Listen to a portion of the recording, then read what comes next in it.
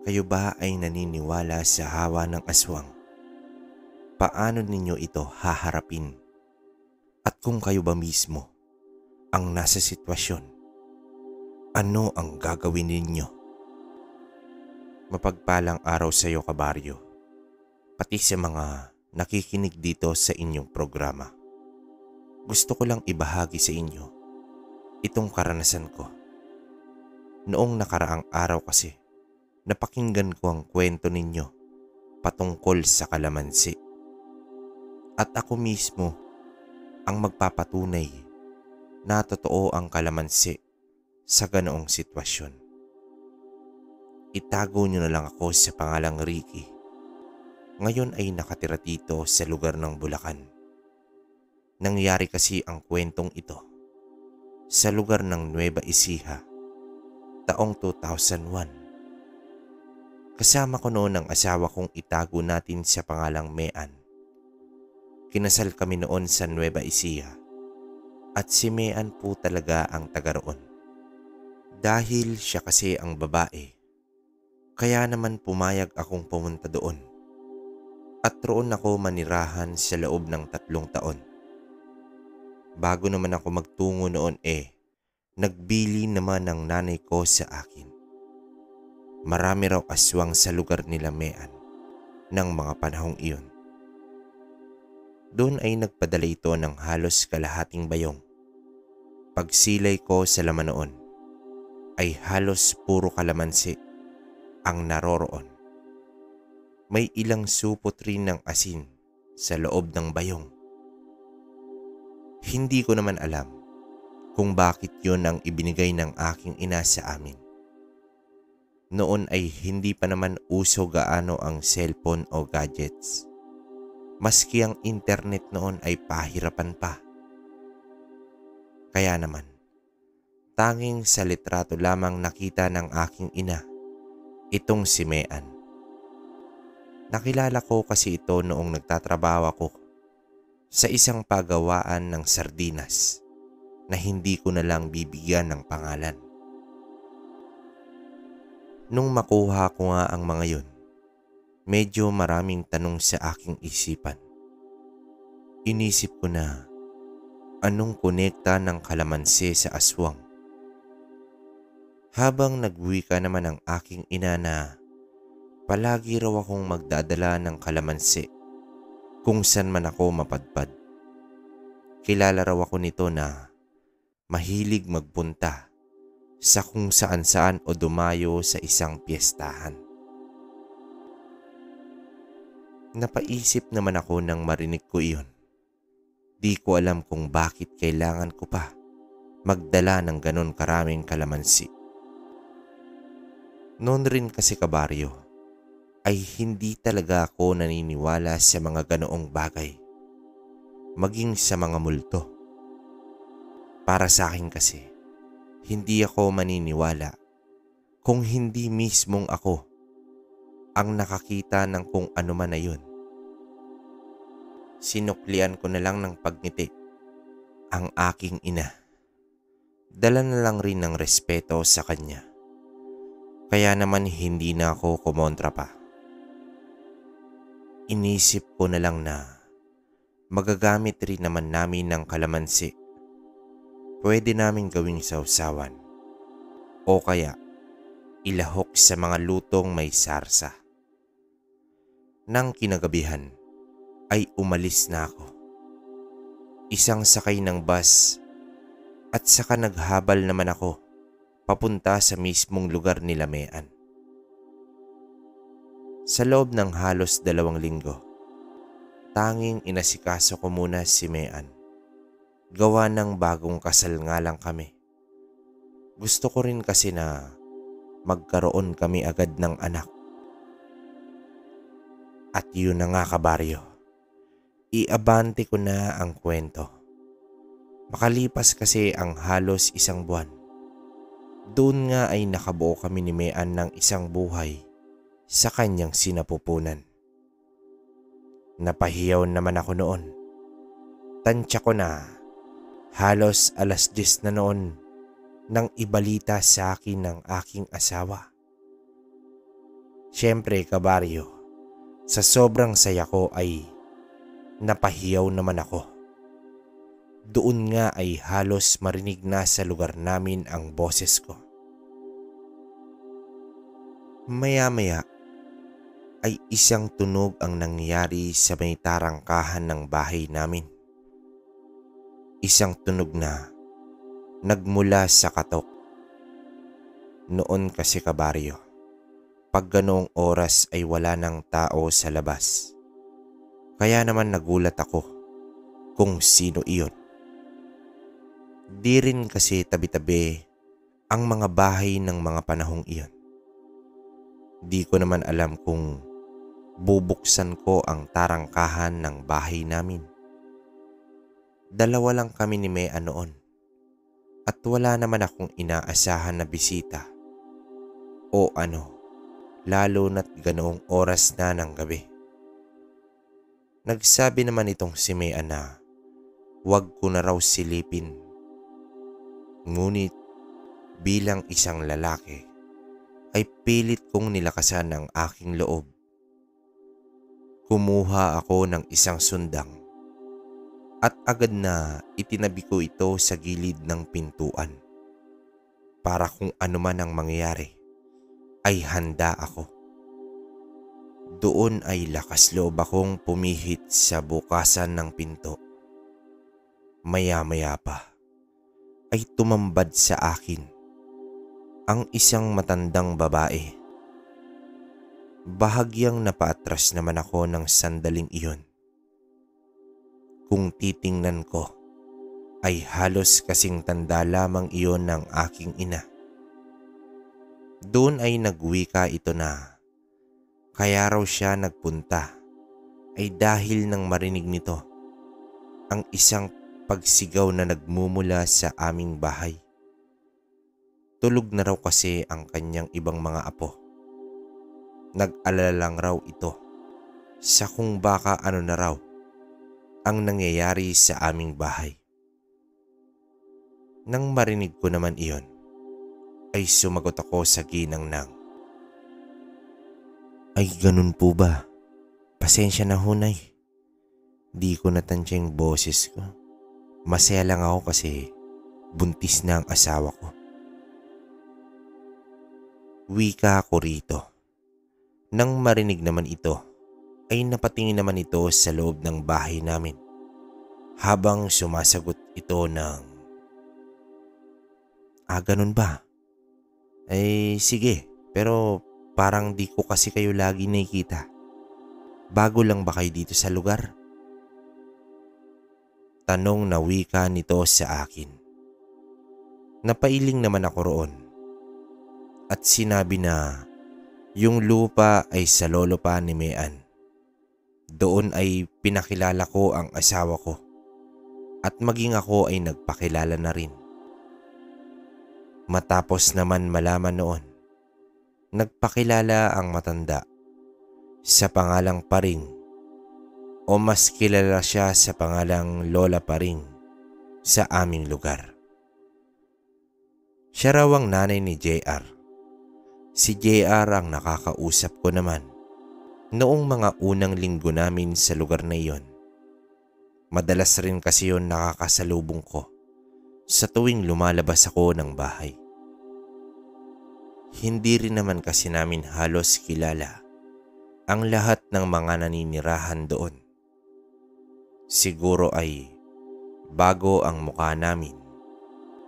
Kami naman kasi ni Mean ay hindi rin masyadong nalabas sa bahay. Siguro ay 1 o 2 beses lamang kaming lumalabas. Sa tuwing bibili lang kami ng makakain o di kaya ay pupunta sa tindahan. Nagpaalam rin kasi ako sa trabaho ko noon na magbabakasyon na muna. Kung kaya't yung naipon ko ng ilang taon sa trabaho ay yun ang aming ginagamit sa pang-araw-araw. Ganoon rin naman si Mean kabaryo. Noong panahon nga na yun ay gusto ko hanggang sa makapanganak na muna si Mean bago ako bumalik sa trabaho. Nang makilala nga namin si Lola pa rin, ay naging mabait ito sa amin. Siya lang rin kasi ang naging kabatian namin ng mga panahong iyon. Ilang araw rin ang dumaan ay hindi na pumayag ang pinapasukan ko dahil wala na raw magiging karelyebo ang kasamahan ko.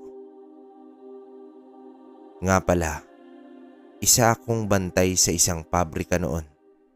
Ganoon kasi ang linya ng mga naging trabaho ko. Nang makapagluto nga kami, ay agad ko namang binigyan si Lola pa rin.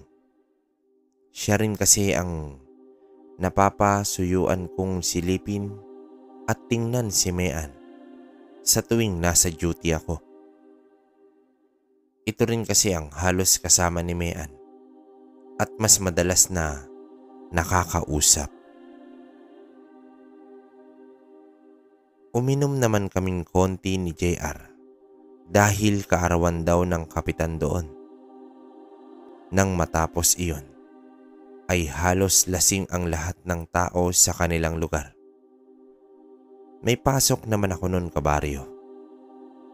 Kaya nilimitahan ko ang sarili ko sa alak. Habang nasa trabaho ko, ay tumawag naman itong anak ni Lola pa rin, si JR. Nagsabi ito na si Mean raw ay inatake ng ubo at hika. Agad naman akong nagpaalam sa trabaho upang umuwi. Nang malaman naman iyon, ay agad na pumayag ang kapalitan ko na aagahan niya raw ang kanyang pagpasok. Nang makauwi naman ako sa bahay, agad kong nilapitan si Mean. Halos makita ko naman ito, nahirap sa kanyang pag-ubo. Tila walang humpay ang pag-ubo nito. Halos ilabas na niya ang kanyang baga sa sobrang humpak ng bawat tunog na lumalabas sa kanyang bibig. Nahihirapan na rin daw sa paghinga itong si Mean ng mga oras na iyon.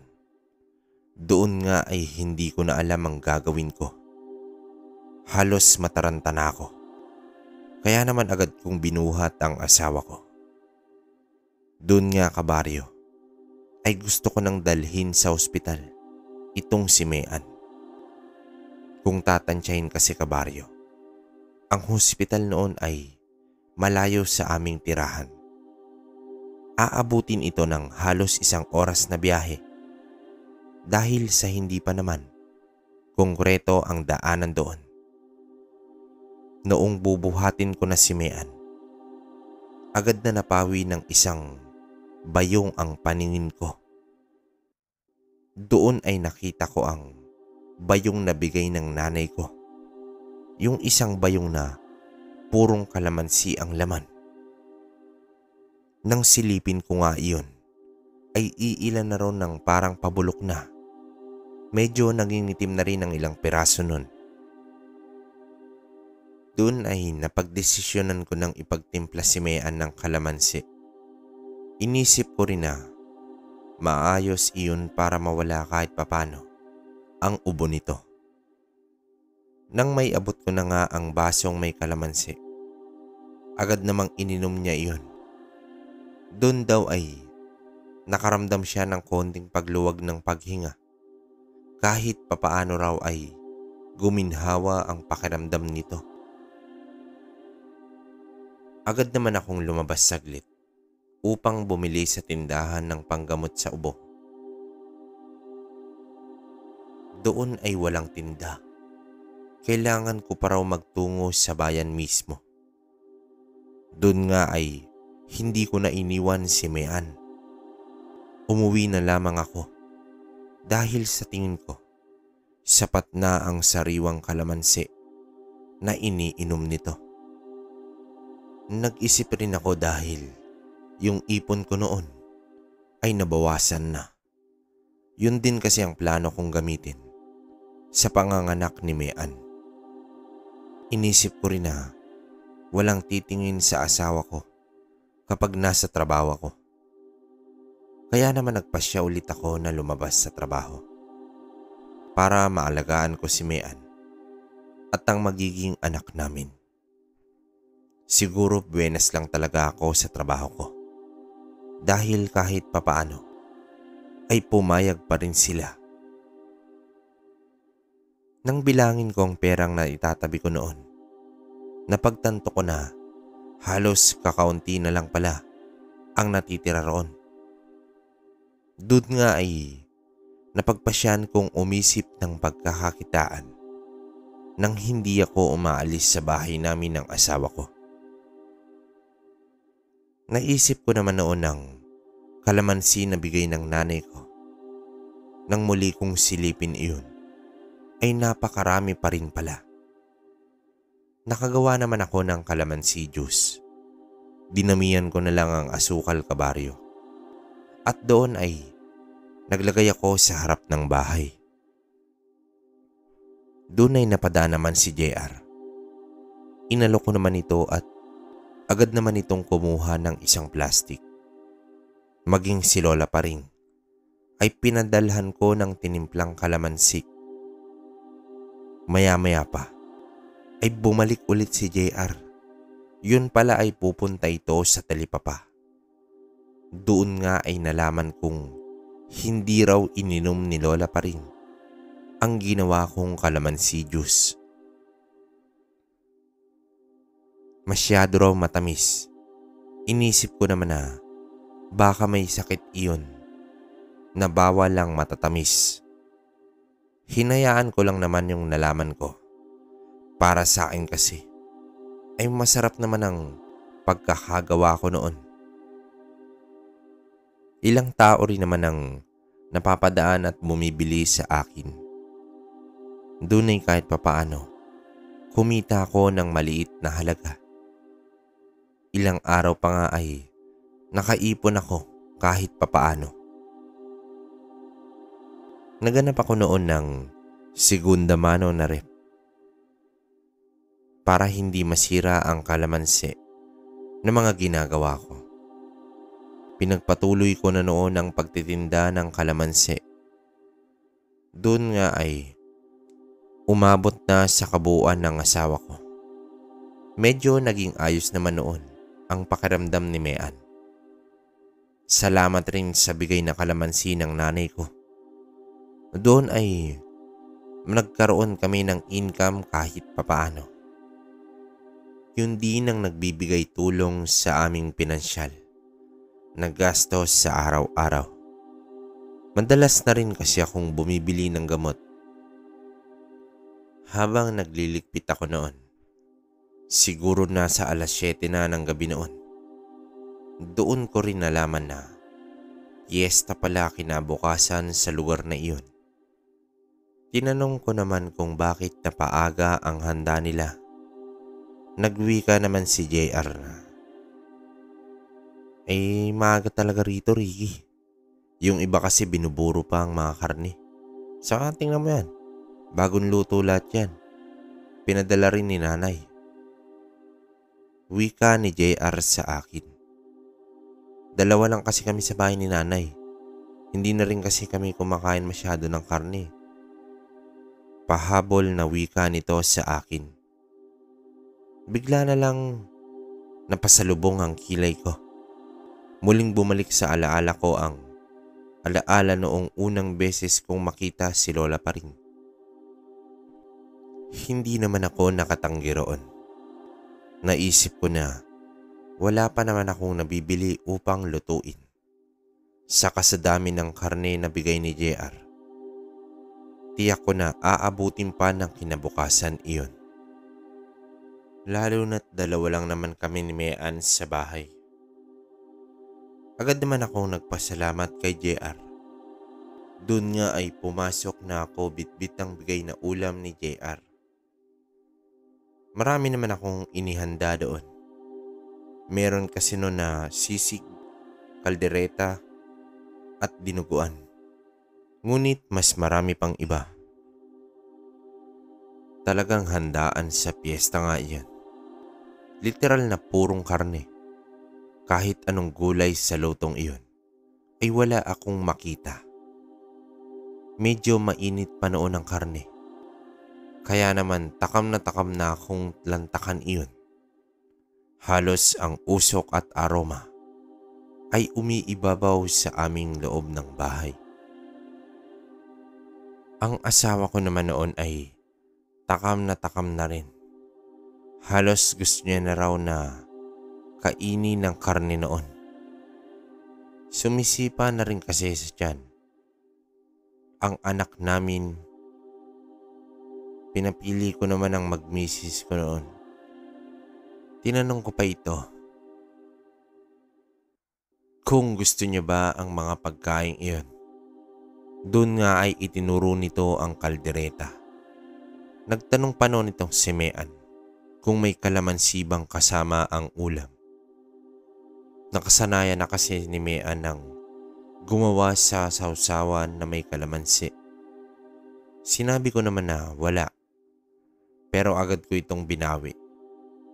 Sinabi ko pa na kami ang nagtitinda noon, kaya hindi pwedeng wala kaming kalamansi at tuyo sa mesa.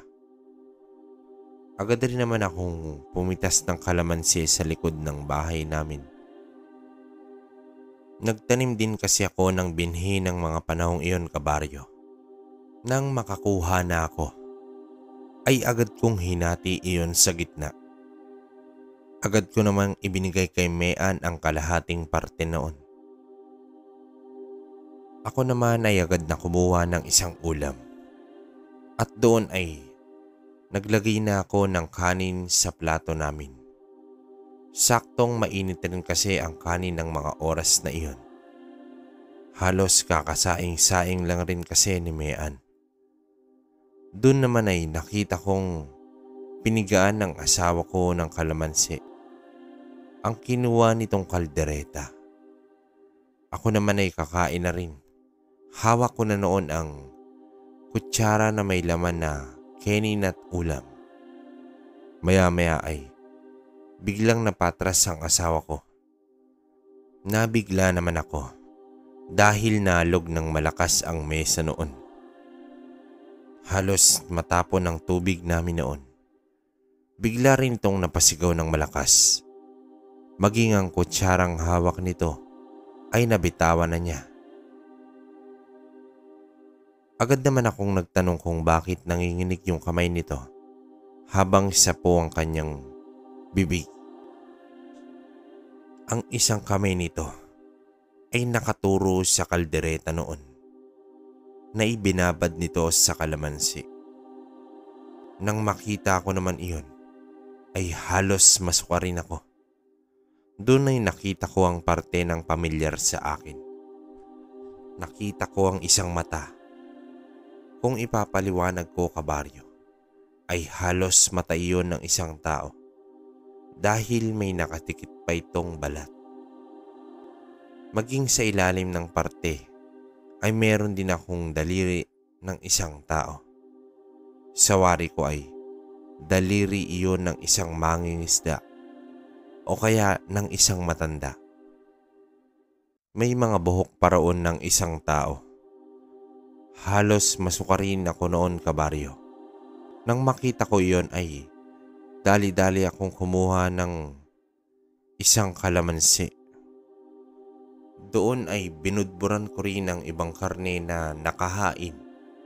Nagulat na lang kami dahil nang bigla parang bumula ang putahe sa harapan namin. Doon ay nakita kong may iba't ibang parte ng laman loob ang aming karne. Masuka-suka ako doon. Maging ang katas na mga dugo ay nakasabit sa mga karne noon. Halos tumatayo ang balahibo ko sa buong katawan. Binalot rin ako ng kilabot noon. Agad ko namang inutusang magsiga si Mean ng kahoy sa labas. Doon ay napagpasyahan kong sunugin lahat ng karne. Lahat ng iyon ay merong tanim ng aswang. Hindi ko rin alam kung pangyayanggaw ba ang ginagawa ng pamilya ni Lola Paring o pagbibigay ng sakit. Gigil na gigil ako noon, kabaryo. Agad akong nagtungo sa bahay nila JR.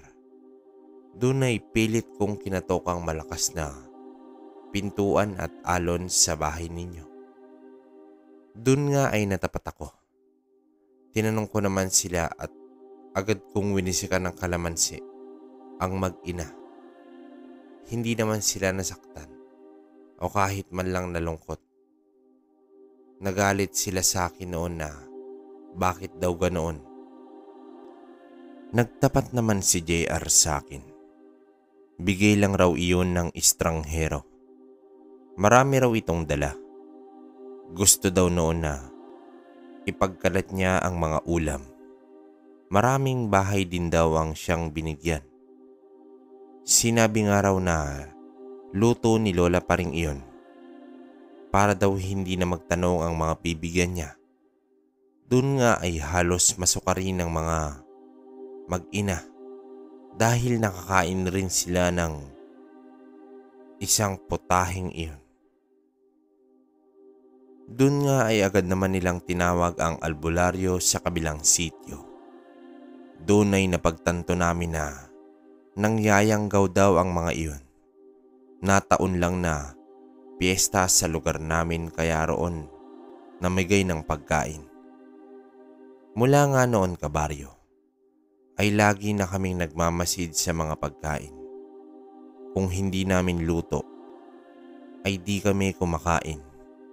Kahit hanggang ngayon, ay ginagamit ko pa rin ang kalamansi sa lahat ng klaseng ulam. Dito ko na po tatapusin ang kwento ko kabaryo. Ngayon ay 2 na ang anak namin ni Mean. At dito na kami nakatira sa Bulacan. Maraming salamat kabaryo. Naway mabasa ninyo ang istorya ko. Alam kong hindi ito nakakatakot kagaya ng mga kwento rito. Ngunit kung kayo mismo ang nasa sitwasyon ko, ay hindi nyo nagugustuhin pang maulit ang senaryong iyon. Salamat kabaryo. Lagi akong nakikinig sa channel mo. Okay, so ayun ang una nating story. Kamusta kabaryo? Kagaya ulit ng dati.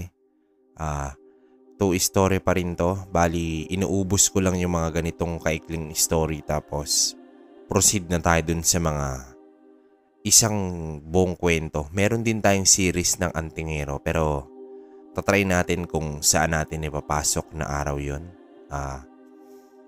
Siguro hindi na muna magko-comment dito. Sige. Bali, ang gusto ko sanang sabihin sa inyo nung nakaraan na last upload natin ng video, nagpapasalamat ako kasi kahit naman papano rumami yung subscriber natin. Nasa 5K mahigit na tayo. So, malaking bagay yon para sa akin. Saka yung mga nagko-comment at like saka share. Salamat sa inyo.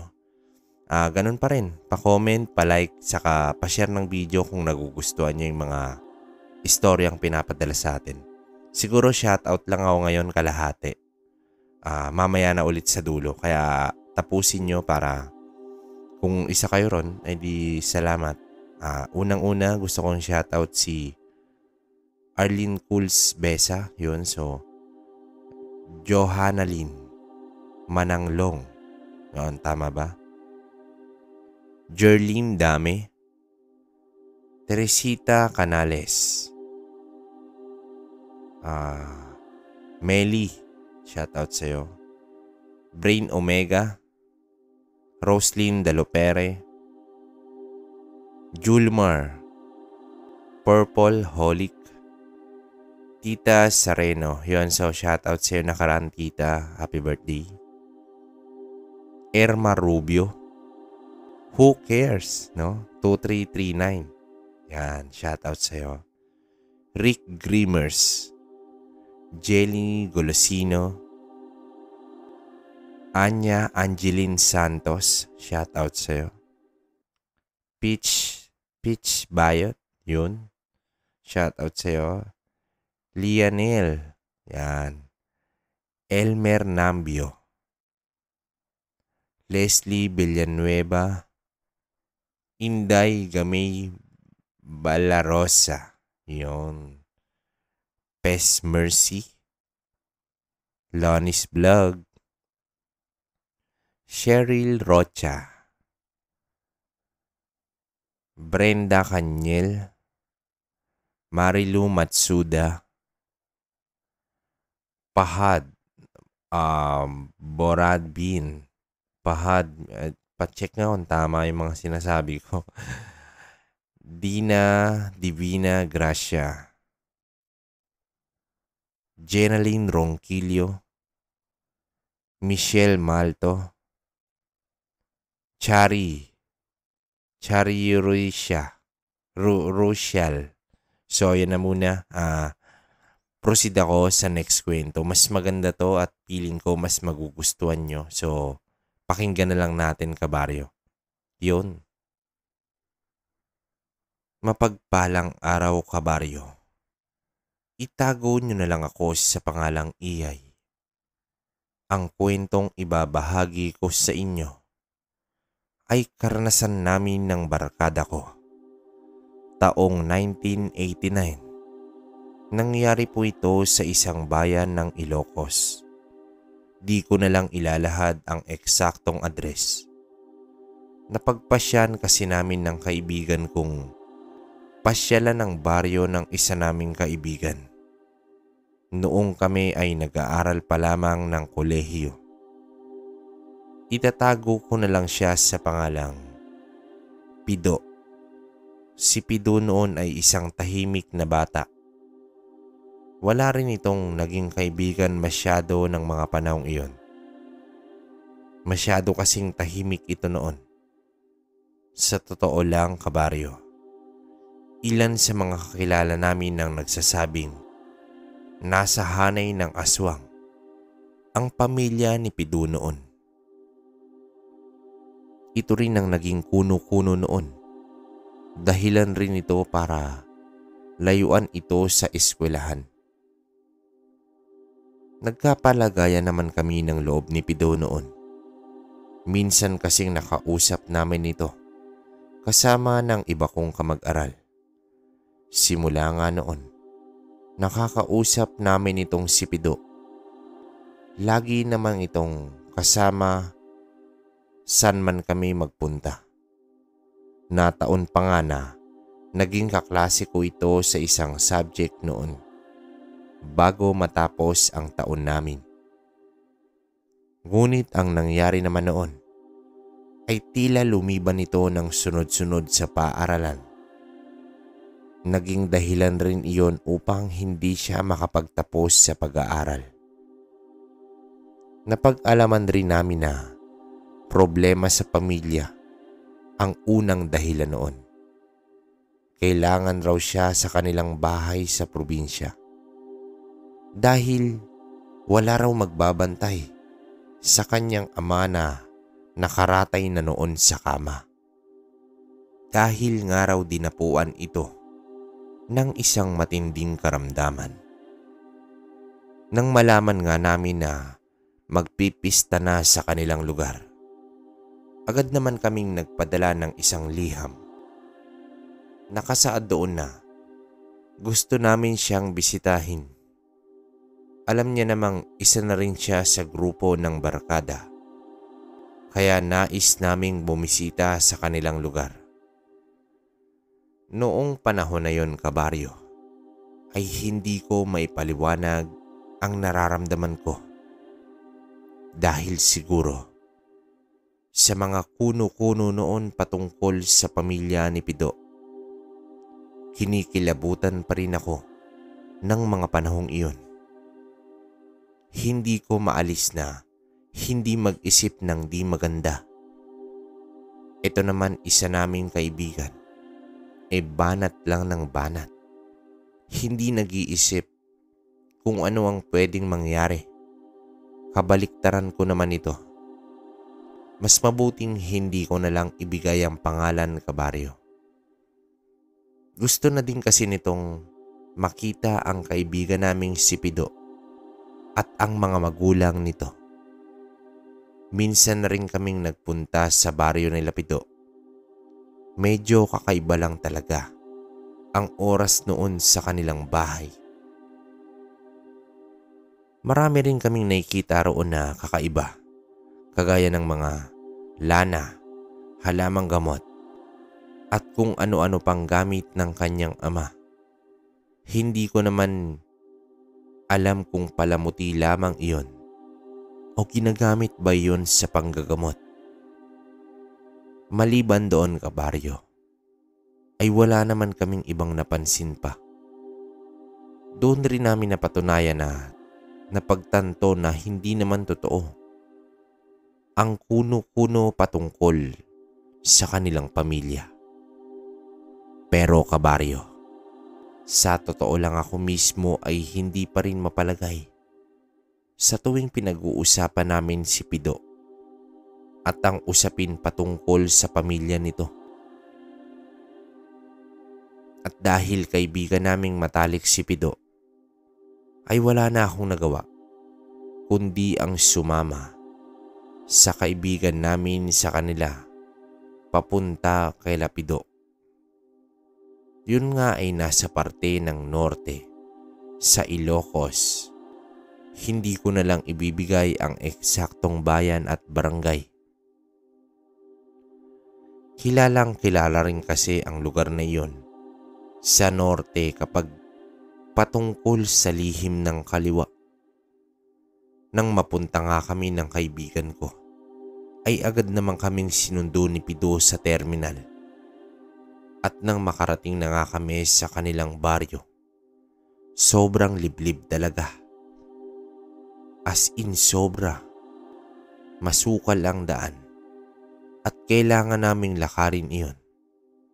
Maski kasi motor na habal ay hindi makakaraan sa lugar na iyon. Tansya ko na pasado 7:00 na ng gabi nang makarating kami sa bahay nila Pido. Nagpahinga naman kami noon habang nakikipagkwentuhan sa pamilya ni Pido. Nakita naman namin ang tatay ni Pido na matanda na ito at mahina na rin kumilos. Tila dala ng edad at sakit na nakadapo dito. Nakahiga lang naman iyon sa sahig nila. Nga pala, kabaryo, gawa sa kawayan noon ng tapakan ng bahay ni Pido. Tila hirap rin ang estado ng tatay ni Pido. Hindi rin ito makagalaw ng maayos. Nagsabi pa ang nanay ni Pido na biktima raw ito ng isang malakas na barang.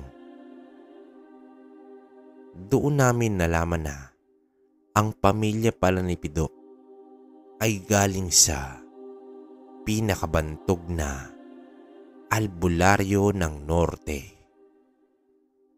Madalas rin daw itong nakikipagkumbate sa mga mangkukulam sa espiritual na pamamaraan.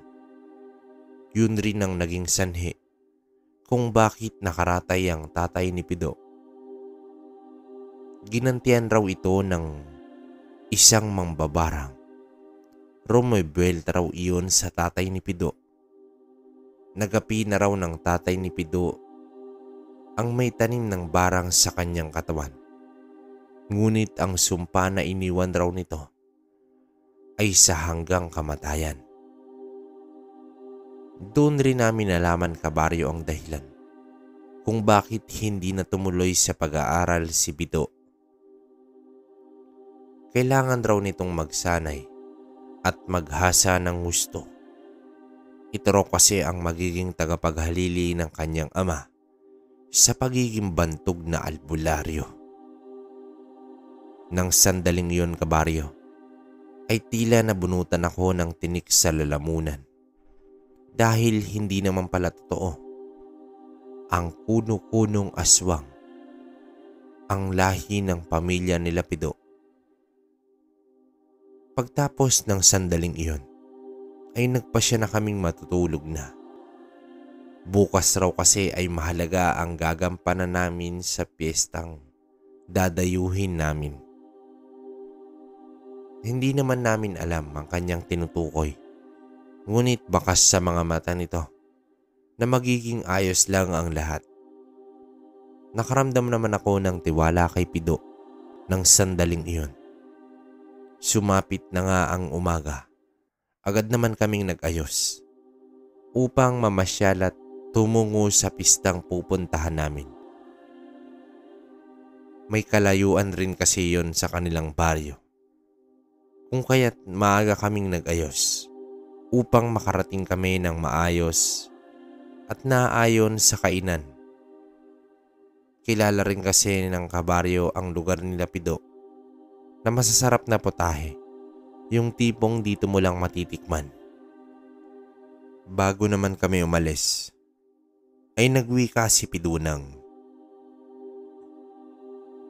"Mga kaibigan, salamat sa pagtulong ninyo. Naalala nyo pa yung sinabi ko sa inyo na malaki ang gagampanan nyo sa pupuntahan natin?" Sumagot naman yung isa kong kaibigan matapos itong marinig. Yun ba, Pio? Oo. Teka nga lang. Ano ba yung pupunta natin doon?" Sagot nito. "Sa kanyo na malalaman pagkarating natin sa pupuntahan. Sa ngayon, ilagay nyo lang muna ito sa katawan ninyo. At wag ninyo itong aalisin." Pagsagot nito sa amin ng kaibigan ko, agad itong nagabot ng isang tumpok ng kalamansi. "Ang dami naman na ito, tol. Ano ba gagawin natin dun? May sisig ba ron?" Uwi ka ko kay Pido. "Mamaya malaman nyo yan kung para saan yan. Basta itago nyo lang." Pasagot nito habang nakangisi sa amin. Nang sandaling iyon, kabaryo, tila nagkatitingan lang kami ng isa naming kaibigan. Nagwika naman itong si Pido na magtutungo na kami sa baryong may piyesta. Masaya naman kaming naglakad sa masukal na daan. Hindi naman namin nakalain na mas liblib pa pala yung ibang lugar roon kaysa sa mismong baryo nila Pido.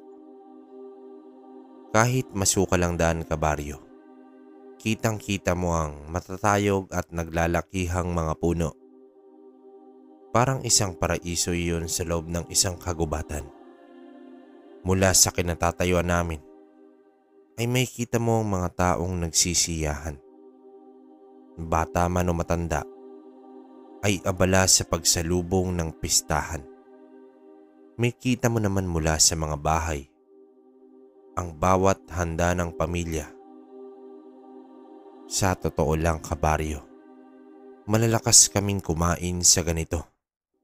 Dahil noong nag-aaral pa kami, ay madalas rin kaming dumadayo sa mga pistahan ng aking kaklase. Sa aming paglalakad pa, halos lahat ng tao doon ay inaaya kaming kumain at pumasok sa kanilang bahay. Tila isang karinderya ang lahat ng bahay doon. Parang kahit gaano karami ang makain mo, ay ayos lang. Ganun na ganun ang sitwasyon noon. Nang sandaling iyon, kabaryo, ay nakita naman namin si Pido na may parang hinahanap doon sa baryong iyon. Napatanong naman kami kung sino ang pupuntahan namin. Sumagot naman ito ng isang kaibigan daw ang nasa pupuntahan namin. Kaya naman kahit gutom na kami, ay patuloy lang kaming sumusunod kay Pido. Kahit sobrang nakakatakam, nang nadadaanan namin ay iniisip ko pang pwede na roon kumain.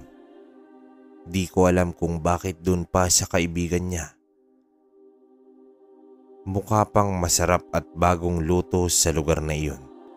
Maya-maya pa ay bigla kaming napatigil sa paglalakad. Doon ay napahinto kami sa isang bahay. Hindi kalakihan ng bahay noon, ngunit tanaw na tanaw namin ng mga taong kumakain doon. Lahat ay masaya na nakatingin sa amin. Inaaya pa kami na pumasok na ng bakuran para makakain na rin kami. Sinundan namin si Pido Nang sandaling iyon ay tanging titig lamang ang nagagawa namin ng kasama kong isa. May mga babae rin kasi roon. Tila masaya na naman yung isa kong kasama sa ganitong senaryo. "Oy tol, iba ata gusto mong kainin ah." Wika ko sa kasama ko habang nakatitig rin ng mga babaeng kumakain sa bahay na yon. Nang sandaling iyon, nagpunta naman si Pido sa isang mesa. Walang tao roon, ngunit may mga kumain na dahil sa mga platong naiwan sa mesa. Agad naman din kaming pumwesto sa lugar na iyon dahil talagang gutom na kami ng mga panahong iyon. Agad naman ay naglinis ng mesa yung isang kasama.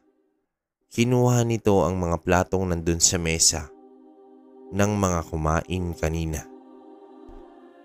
Wala pa 10 minuto, kabaryo. Bigla namang nagdala ang mga babae sa kabilang mesa ng kakaibang mga putahe. Papaitan at dinuguan ang meron doon, pati sisig at dinakdakan. Hindi ko na maiisa-isa pa. Sobrang dami kasi noon talaga, kabaryo. Nang sandaling iyon, kabaryo, napansin ko naman si Piduna. Nakatitig lang ito sa pagkain. Kami naman ng kaibigan ko ay tila takam na sa pagkain. Sobrang bango kasi ng aroma ng putaheng nasa harapan namin. Nang sandaling iyon ay gusto ko na talagang lantakan ang pagkaing nasa harapan namin. Nakita ko rin ang isa naming kaibigan na kinamay na ang isang peraso ng karne sa hapagkainan. Pero laking gulat ko nang maya-maya ay hampasin ng kamay ni Pido ang kamay na may karne ng isa naming kaibigan. Dahilan iyon para malaglag ang karne sa lupa. Napakunot naman ng noo ang kaibigan namin habang nagwiwika ito ng, "Ano bang problema, Pido? Gutom na ako." Sambit nito kay Pido. Nang marinig iyon agad ay sumenyas naman itong si Pido na huwag mag-ingay dahil meron daw itong gagawin. Nang sandaling iyon ay nakatingin lang kami kay Pido. Pinulot naman ito ang piraso ng karne na galing sa lutong ulam. Agad naman itong dumukot sa kanyang bulsa ng isang kalamansi. Kinagat naman ito ang kalamansi at doon ay kitang-kita namin ang asim sa mukha nito. Nagtawanan pa kami ng kaibigan ko. Ang akala pa namin ay nagpapatawa si Pido ng mga oras na iyon. Sumenyas ito ulit na huwag kaming maingay at may ipapakita ito sa amin. Bigla naman kaming natahimik nang kunin nito ang kalamansi sa bibig niya. At agad na ipinatak na iyon sa karne na nasa harapan namin. Walang 2 segundo ay bigla na lamang nagbago ang karning hawak nito. Parang naging isang kulay itim na mabaho ang amoy. Kitang-kita namin niyon, kabaryo. Sobrang baho noon. Parang isang bulok na karne. Ang kanina ay napakasarap na potahe. Nanlaki ang mga mata namin at tila hindi na namin alam ang gagawin sa mga oras na iyon. Nang sandaling iyon ay tila parang may nakaamoy sa ginawa ni Pido. Dahilan iyon para bitawan ito sa lupa at tabunan gamit ang kanyang mga paa. Nagkatitigan naman kaming 3. Agad naman itong bumulong sa amin. Sinabi nito na bigyan raw namin lahat ng kalamansi ang mga taong kumakain roon. At pagkatapos raw namin bigyan ay aalis raw kami roon. Sa bahay na lang daw kami kakain. Nang sandaling iyon ay hindi namin alam ang isasagot kay Pido. Tila yung kalam ng sikmura namin kanina ay bigla na lang nawala. Pasimple naman kaming naglapag ng mga kalamansi sa mesa. Habang naglalakad kami, walang ano-ano'y nang makalabas na kami sa baryong iyon. Ilang sandali pa ay purong sigawan ang narinig namin doon. Hindi naman namin maintindihan ang mga nangyayari sa oras na iyon. Maya-maya pa ay may narinig kaming nagwika na may parte raw ng katawan ng tao sa kanyang kinakain. Inaya na kami ni Pido na umalis. At agad nga kaming sumunod rito. Habang papalayo na kami, ay ganun rin ang pag-iingay ng mga taong andun. Nakangiti naman itong si Pido habang naglalakad kami. Nakita rin ito ng isang kasama namin.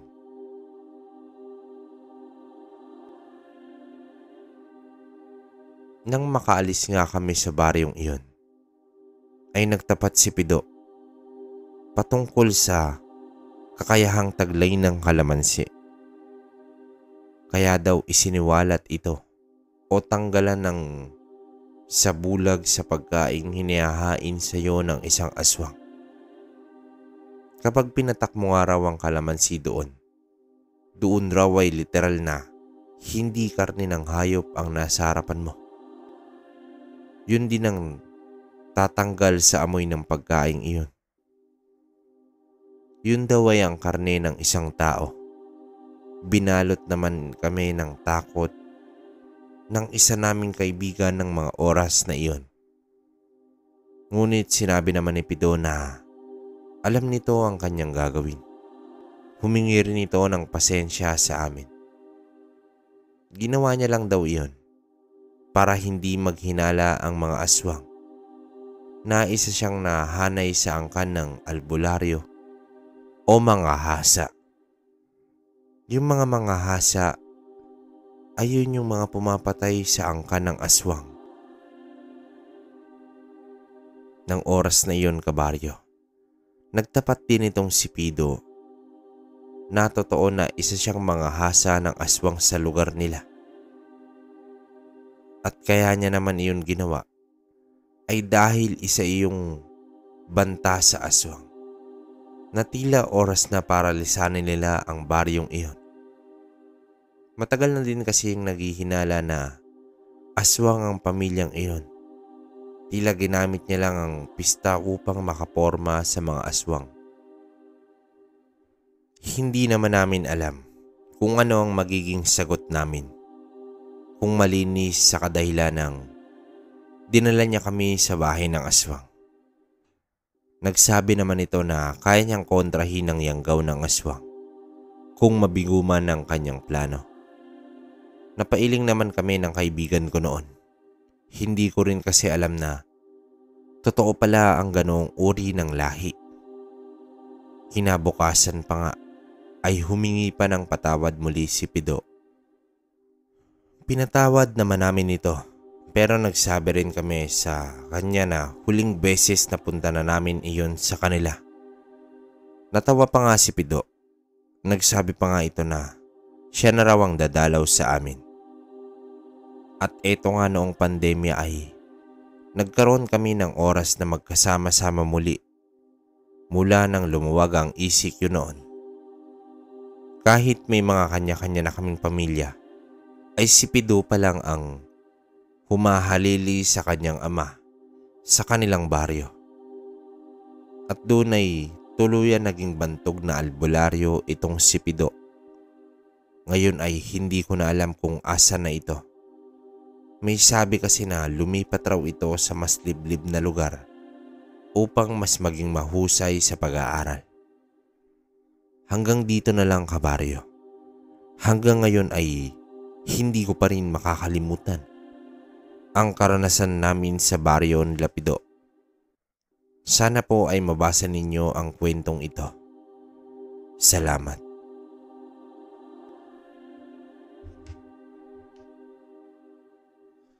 Okay, so ayun kabaryo. Okay pa ba yung sounds? Yun. So, narinig nyo naman yung kwento ni... Sino ba to? Lagi ko nakakalimutan, no? Pero siguro hindi na muna magbibigay ng opinion dito sa pangalawang kwento. Kung naintindihan nyo naman, siguro kayo na mag-comment sa baba. Siguro ang pinakabawi ko na lang itong shoutout sa inyo. Ituloy ko ulit. Naputol kasi medyo marami to ngayon. Shoutout ko ulit si Sunnylin Life About. Tama ba? Pool House Kitchen 624 shoutout sa inyo. Nabasa ko na yan. Rumina Anaba. Rumina Naba. Inday ng Paris.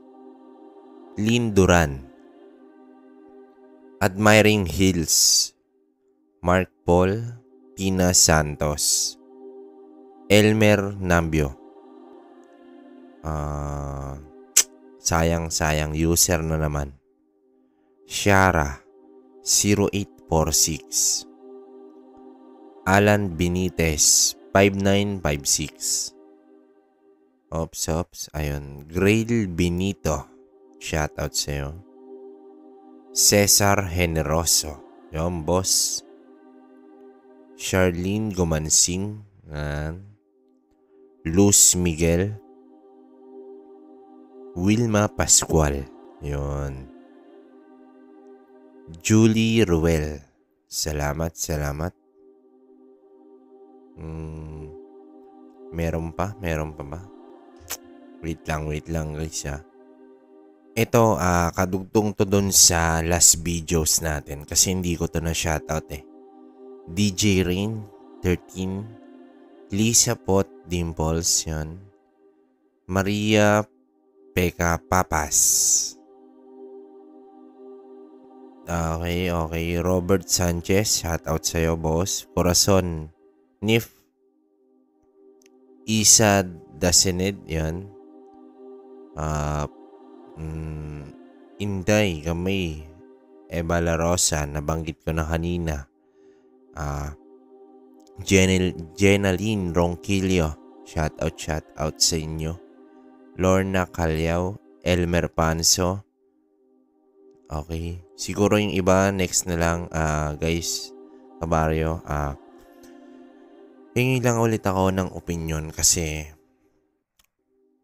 gusto ko sana magkaroon tayo ng live kamustahan ba. Okay ba sa inyo kung gagawa ko ng isang page, pero bawal kasi rito sa page na to kasi nga nirestrict ng YouTube yung ganun kasi trinay namin dati.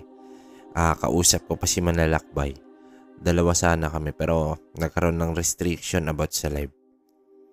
Gusto ko sana kahit papano may kamustahan tayo. Kung may tanong kayo kung patungkol sa mga lihim na karunungan, siguro pwede kong ibigay yung nalalaman ko. Pero during live na lang siguro. Kasi ang hirap pa ganito kasi nga babasa lang ako ng comment. Comment kayo kung okay lang sa inyo. Tapos pwede tayong maglapag ng live doon. Siguro pipili tayo ng oras kung saan kayo available para makapagtanong kayong lahat. Kamustahan lang. Tapos try natin mag-upload doon kung gusto nyo ba ng alam nyo ba may nagpapadala kasi rito? Ang sulat niya kasi siguro nasa 30 stories na yung nandito na hindi namin nababasa kasi nga multo. Aswang story tayo ngayon Gusto nyo bang pag naggumawa ako ng page doon natin ilalagay about sa multo naman? Eto, yun talaga. Halo-halo yun, 30 stories na. About sa experience nila. Siguro, yung ganong story ng multo, hindi naman ganong kahaba. Pwede yun sa isang story, bagsakan natin 4 agad. Tingin nyo, comment nga rin kayo, kabaryo, kung okay sa inyo yung ganon, para kamustahan din tayo. Tapos, nga pala, yung sinasabi nung iba yung last comment nga, may natandaan naman sabi niya, mas okay daw kung 2 ads. Si Pool House ata yun. Sabi niya, mas okay kung 2 video para sa ads daw 2. Pero, yun nga sabi ko kay Pool House. Kayo naman ang kumbaga maboboring kayo kung ganun, di ba? Upload ngayon, mamaya ulit. So, ang ginawa ko talaga, ito na lang. Kasi nga, kung tutusin kabaryo, hindi pa naman totally talaga kumikita tong page. Kumbaga, abono pa to. Kumbaga, ano lang, binabasa ko lang yung sulat nyo, yung ibang tapos, yun lang. Kaya sana, yung mga pwede nyo namang magawa na comment, share, like, saka subscribe, kahit yun lang. Kasi kami, hindi pa naman talaga sumasahod to. Tapos yun nga, plano ko pa mag-establish ng isang page para sa inyo pa rin yun. Kasi nga, hindi ko naman nasasagot lahat dito. Okay na ron kung dun tayo mag-iisang bagsakan ng magla-live tayo ron. Tapos dun na tayo mag-uusap about sa kung anong gusto nyong itanong. Libre lang yun. Tapos kayo, kung may mga comment kayo, pwede rin dun. Tapos, tingnan natin kung obra yung multo stories. Tanong ko lang kasi kung mamaya gawin namin ngayon, hindi nyo naman subscribe. O, di ba hindi nyo supporta? Pero doon mas okay yun, promise. Pag kunaring naging okay sa inyo, doon tayo magla-live kahit 3 times a week, tapos 1 hour. Usap lang, di ba? O. Yung para tingnan natin, sige, comment kayo dyan kung okay sa inyo. Sa ngayon, ito na lang muna, kabaryo. Wala na akong sasabihin sa susunod na. Basta, salamat lang. Hanggang dito na lang muna. Hanggang susunod na kwento.